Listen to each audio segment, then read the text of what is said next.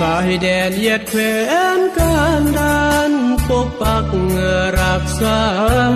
ก็เพื่อภาษายืมกล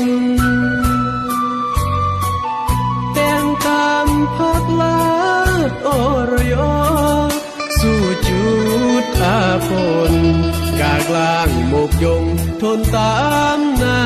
ที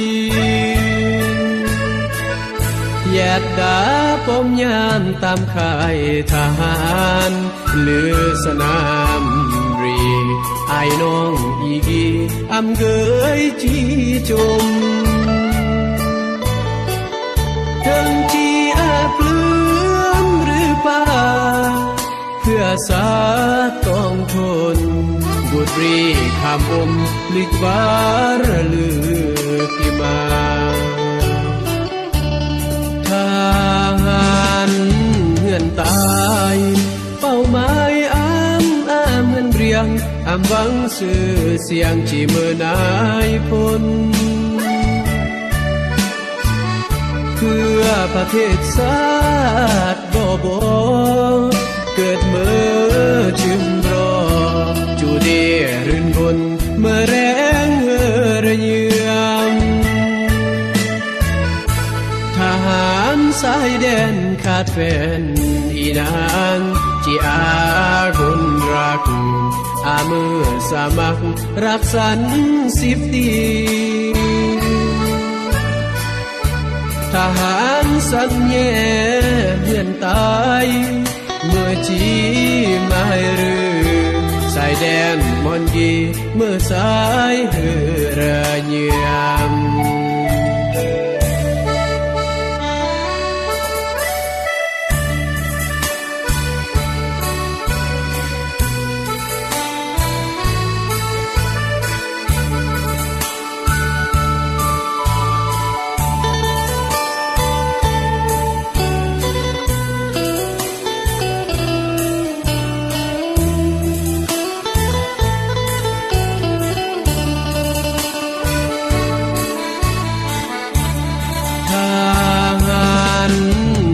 ตาย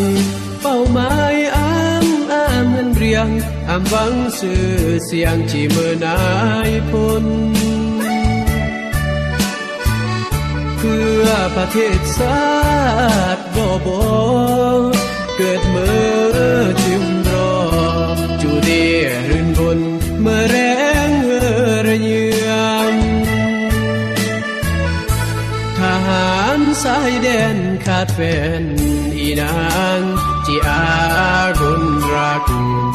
เมื่อสามัครักสัน10 ตีทหารสัญญา